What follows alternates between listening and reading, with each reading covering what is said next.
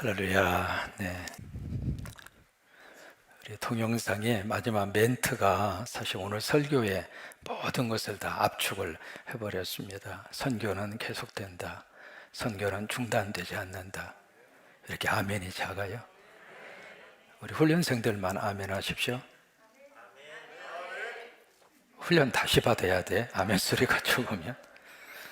선교는 중단되지 않는다. 왜냐하면 하나님이 살아계시기 때문이다. 마지막 그 멘트가 압권이었습니다. 제가 한 건 아니고요. 우리 누가 하셨어요? 우리 도 목사님이 담임 목사하고 영성이 똑같이 같아. 그 마지막 멘트로 모든 것을 다 압축을 했습니다. 처음에 시작을 할 때 무슨 주제로 시작했느냐면 혹시 기억하세요? 선교적 교회. 이게 이제 첫 번 강의였습니다. 우리가 지금 코로나라고 하는 절대절명의 새로운 시대를 맞이하게 됐는데 가장 많이 지금 나타난 것이 디지털 그리고 비대면. 이게 지금 무슨 마스크 쓴 지가 거의 몇 개월입니까? 사회적 거리두기 운동 이제는 생활화해야 할 그런 형편에 놓여져 있고, 그래서 이제 코로나를 통해서 우리에게 뉴 노멀 시대다 그런 이야기를 많이 하잖아요. 노멀이라고 하는 것은 표준을 말하는 거예요. 근데 그 앞에 뉴라고 하는 말이 붙어서 새로운 표준의 시대가 코로나라고 말이에요. 이 코로나를 통해서 우리 삶 속에 새로운 시대가 열려지게 될 것이다. 그 새로운 시대를 어떻게 표현하냐면 약자로 해서 홈이라고 하는 말로 그렇게 압축을 합니다. 이 홈이라고 하는 말은 이제 약자거든요. 첫째는 H가 헬스케어, 건강입니다. 지금 이 코로나 시대에 사람들의 가장 깊은 관심은 건강입니다. 헬스케어. 그 다음에 O라고 하는 것은 온라인. 모든 것들이 이제는 전부 다 인터넷망을 통해서 소셜 네트워크를 통해서 온라인 시스템으로 완전히 확 바뀌어졌잖아요. 세 번째 M은 맨네스라고 하는 말을 써서 이게 무슨 말이냐면 사람이 필요 없는 시대가 된다 이 말이에요. 무인 자판기, 무인 가게, 무인 시스템. 그러니까 이렇게 맨레스라고 하는 말을 써서 사람이 필요 없는 시대가 된다 그 말이죠. 그 다음에 E라고 하는 것은 economic at home 해서 바로 집에서 모든 것들이 이제는 경제적인 활동이 다 원만하게 이루어지는 그런 시대. 그래서 첫 글자를 띄어서 홈이라고 하는 말을 쓰는 거예요. 이것이 이제 앞으로 우리가 부딪히게 될 새로운 코로나 이후의 뉴 노멀 시대가 된다는 거예요. 여러분, 세상은 아무리 바꾸어져도 하나님은 바꾸어지지 않습니다. 세상은 요동친다 하더라도 예수 그리스도는 동일하십니다. 크게 아멘! 그래요. 성령이면 우리와 함께 하십니다. 그래서 우리가 이런 시대 상황에 맞게끔 선교적인 전략과 선교적인 방향과 선교적인 우리의 접근 방법도 유연성 있게 빨리 적응해야 돼요. 과거에는 우리가 그렇게 부르짖었거든요. 보내라 아니면 가라. 지금은요, 보내고 싶어도 받아주질 않습니다. 그 나라에서. 가고 싶어도 못 갑니다. 비행기 안 뜨잖아요. 그러니까 선교 정책과 선교 방향이 이제는 확 바뀌어져야 되거든요. 바뀌어져야 되는데 그 중에 하나가 이 선교적 교회라고 하는 말을 요즘에 굉장히 많이 쓰고 있습니다. 이 교회라고 하는 말 대신에 우리가 다른 말로 쓰면 선교적 성도입니다. 우리가 선교를 어떤 프로젝트나 선교를 어떤 이벤트로 생각한다면 그것은 이제는 접어야 합니다. 이제는 우리가 어떤 삶을 요구받고 있는가? 선교적인 교회, 선교적인 성도로서 도전을 받고 또 그렇게 살아야 할 시대를 우리가 지금 맞닥뜨리고 있습니다. 이 선교적 교회와 선교적 성도라고 하는 것은 내가 예수 믿고 내 삶이 바로 선교라 이 말이에요. 밥 먹고 그리고 가정생활하고 그 다음에 사회생활하고 직장생활하고 이 삶의 모든 과정 속에 뭘 키워드로 가지고 붙잡고 사느냐? 선교입니다. 그것이 바로 선교적인 교회이고 선교적인 성도입니다. 우리 MTC를 마친 다음에 예년 같으면 단기 선교 출발하셔야 되죠. 근데 지금은 단기 선교 가고 싶어도 못 가잖아요. 하도 비행기 타고 싶으니까 이제는 인천공항에서 시작해서 다시 인천공항으로 돌아오는 코스. 이제는 EMTC를 마친 다음에 그렇다면 우리가 이 훈련을 통해서 뭘 우리가 인식해야 하는가? 강의를 통해서 내가 몰랐던 새로운 지식을 발견하고 선교가 어떻게 시작이 됐고 좋아요. 그런 정보를 받은 것 그 자체로서 끝나면 MTC 훈련의 중요한 목적을 상실하는 겁니다. 내가 이제 선교적 성도로 사는 거예요. 가정생활을 선교적 마인드로 가정생활하는 거예요. 가족의 식구들을 선교하는 심정으로 섬기시기를 바라고. 그러니까 MTC 훈련 마친 다음부터는 여러분들의 집에서 전부 다 나는 선교사입니다. 나는 선교사입니다. 그 고백으로 섬기셔야 돼. 근데 아멘도 잘 안 하잖아 지금.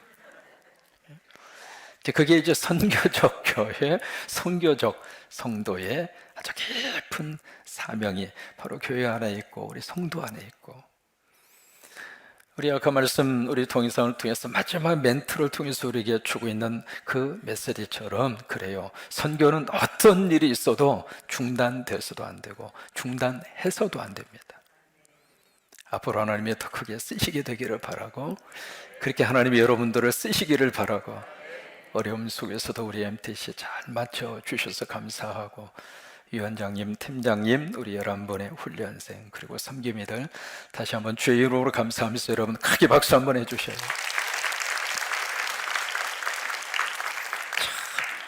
인사성도 밝아요. 오늘 민수기 33장을 보시면은요 1절과 2절에 노정이라고 하는 말이 2번 나옵니다. 이 노정이라고 하는 말은 전이 여행이다 이 말이에요. 여정이다 그 말이에요. 그러면 지금 무슨 여정을 우리에게 지금 말씀을 하고 있는가? 바로 이스라엘 백성들이 애굽에서 나와서 모압 평지까지 이르는 그들의 지금까지 출애굽의 여정의 모든 여정을 지금 민수기 33장 한 장에다가 압축하고 있는 거예요. 압축하고 있는데 2절에 보시면은 거기 아주 중요한 포인트의 말씀으로 2절이 시작합니다. 한번 읽습니다. 모세가 여호와의 명령대로 그 노정을 따라 그들이 행진한 것을 기록하였으니 그들이 행진한 대로의 노정은 이러하니라. 모세가 누구의 명령대로? 여러분 우리가 가데스 바네아에서요 이 가나안 땅으로 들어가려면 딱 10일이면 돼요. 10일이면 되는데 이게 몇 년 걸렸습니까? 40년 걸렸습니다. 하나님의 명령대로 따라갔으면 10일 만에 가야지. 왜 40년 걸려야 했느냐 그 말이에요. 여러분 우리들이 생각할 때 하나님의 명령대로 가면 모든 것들이 쉽게 된다고 생각합니다. 하나님의 명령대로 걸어가면 모든 것들이 잘 된다고 생각합니다. 하나님의 명령대로 하면 모든 것들이 내가 원하는 대로 척척 풀린다고 생각합니다. 여러분 그래요? 하나님의 명령대로 따라갔는데 열흘이면 갈 수 있는 거리가 40년 걸렸어요. 그러니까 그 당시 이스라엘 백성들의 마음속에는 도대체 하나님의 명령이 제대로 된 거냐 이게, 그런 생각과 그런 불만이 마음속에 생길 수 있을까요 없을까요? 생기죠. 그런데 지나놓고 나서 그들은 다시 한번 깨닫습니다. 뭘 깨닫는가? 지금 출애굽의 여정을 라암새부터 시작해서 모압 평지까지, 그래서 46절까지 쭉 기록을 하고 있습니다. 기록을 하고 있는데 그들의 삶의 뒤안길을 가만히 보면서 그때 가서 깨달은 거예요. 만약에 열흘 만에 가나안 땅에 그들이 들어갔다면 그들은 가나안 땅에서 정착할 수 있는 그런 여력이 없습니다. 열흘 만에 가나안 땅에 들어갔으면 그들은 가나안 땅의 기성에 가지고 있었던 7 부족들에 의해서 완전히 점령당합니다. 그래서 그들이 생각했을 때에는 여호와의 명령대로 빨리 가고 여호와의 명령대로 쉽게 가는 것이 하나님의 명령의 결과라고 생각했던 그들의 생각과는 하나님의 명령은 달랐습니다. 하나 고백하실까요? 내 생각과 내 계획보다 하나님의 생각과 하나님의 계획은 더 위대하십니다. 아멘입니까? 그러니까 여호와의 명령대로 쭉 그 노선을 따라가게 되는데, 우리가 출애굽의 지도 어느 정도 기억하고 있잖아요.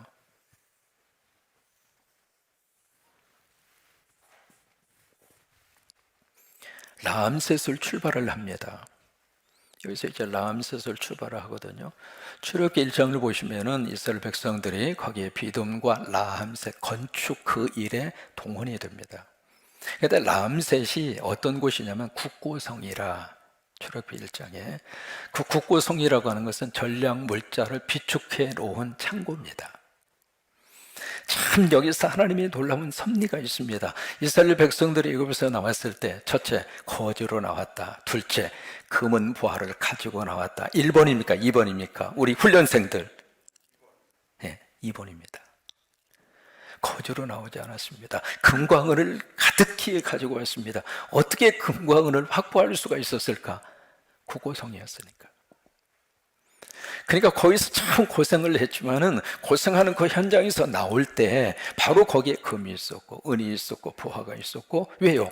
전략 물자를 비축해 놓은 성이니까 애굽의 모든 귀중한 것이 거기에 다 있었다 이 말이에요. 그래서 거기서 그걸 가지고 올 수가 있었어요. 그래서 라암셋을 출발을 합니다.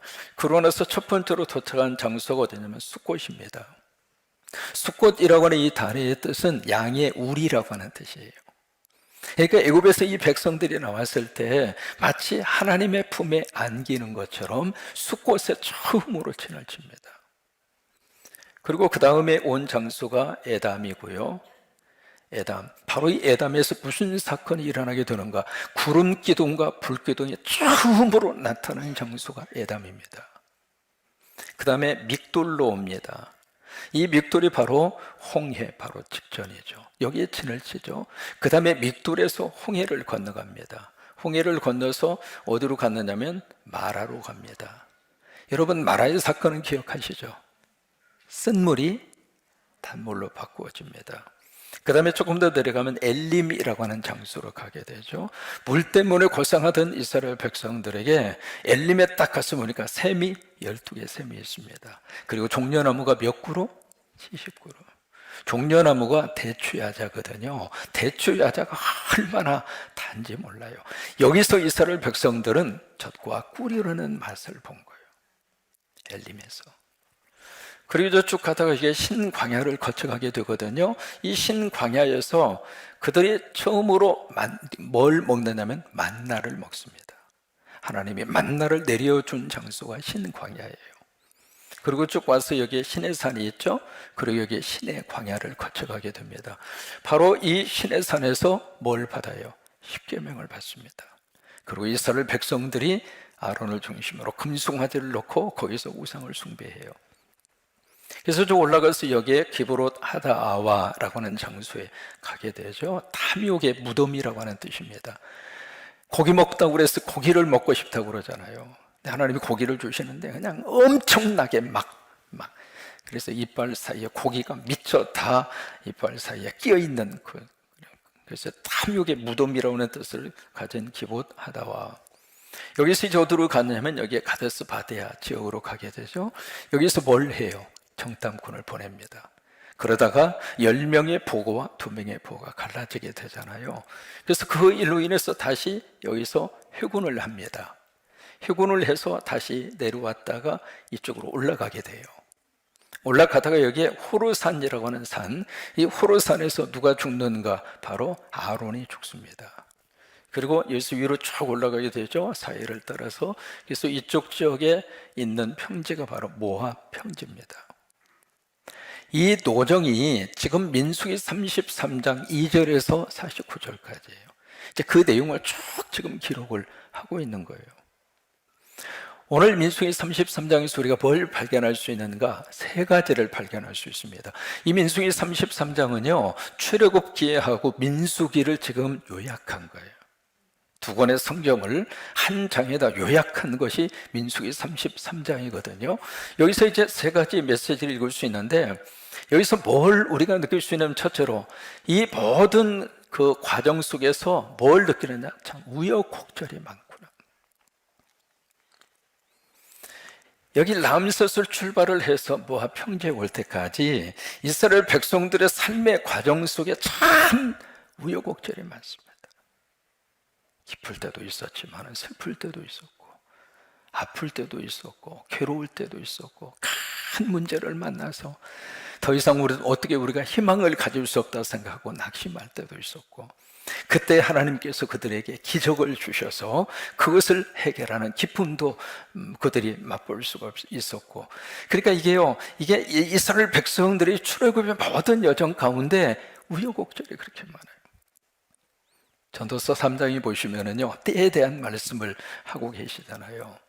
근데 그 때에 대한 말씀을 18가지를 말씀을 하십니다. 근데 그 때에 대한 말씀이 긍정과 부정이 함께 나옵니다. 웃을 때가 있는가 하면 슬퍼할 때가 있고, 사랑할 때가 있는가 하면 미워할 때가 있고, 안을 때가 있는가 하면 아는 것을 멀리할 때가 있고, 심을 때가 있는가 하면 심은 것을 뽑을 때가 있고, 그래서 그 때에 대한 말씀을 쭉 하시고 있는데 이스라엘 백성들의 삶의 여정도 그래요. 좋을 때도 있었고 어려울 때도 있었고, 그러니까 우리 삶의 여정에서도 어려운 일이 있으면은요, 그때 하나님 앞에서 엎드려서 하나님, 이제는 어두움이 지나가게 하시고 고난이 지나가게 하시고 새로운 인생의 빛으로 내 인생이 피어나게 하옵소서. 그래야 누구나 다 할 것 없이 이 삶의 이 사이클을 다 겪는 거예요. 이스라엘 백성들이 그랬어요. 그 다음에 두 번째로 우리가 뭘 발견하느냐면, 여기에 이제 계속해서 나오는 것이 바로 뭐냐면 떠나고 그 다음에 진치고, 이 두 가지 단어입니다. 거기를 떠나서 그 다음에 진을 치고, 그 다음에 떠나서 진을 치고, 떠나서 진을 치고, 그 내용으로 쭉 그렇게 기록이 돼 있는데, 이 진을 치고라고 하는 이 장소마다 무슨 일이 있었는가, 계속 하나님 앞에 원망합니다. 이것 때문에 원망하고 저것 때문에 원망하고, 이게 원망이 계속 끊임없이 일어나요. 참 그걸 보면 말이죠, 우리들이 하나님 앞에서 감사하는 것이 얼마나 힘든가 몰라요. 어떤 면에서 우리가 감사할 수 있는 조건이 많다 인정하잖아요. 그런데 감사하는 우리의 고백은 상대적으로 적어요. 조그마한 어려움만 있으면은, 조그마한 내 마음과 뜻대로 안 되면 그때 화가 포로로 나고 그냥 성질이 나고 감정이 상하고. 그래서 이스라엘 백성들이 이 진을 치는 장소마다 계속 누구를 원망해요?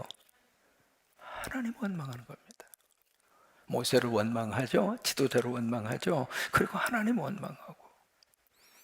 한두 번 그런 게 아닙니다. 계속 그래요. 계속 그래요. 근데 세 번째, 우리가 이 무슨 메시지를 읽을 수 있는가?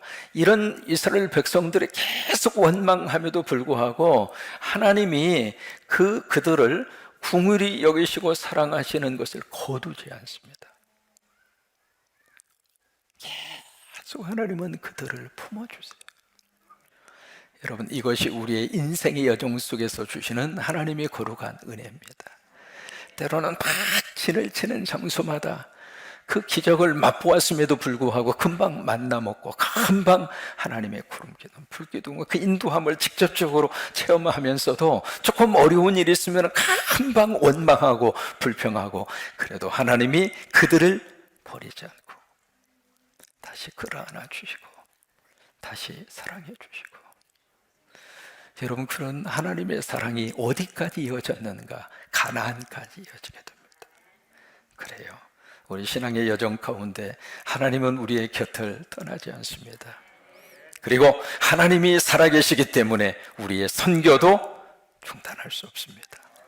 그래요, 그런 놀라운 역사가 우리 MTC 훈련생들과 우리 성광의 모든 가족들 위해 임하기를 주의 이름으로 축원합니다.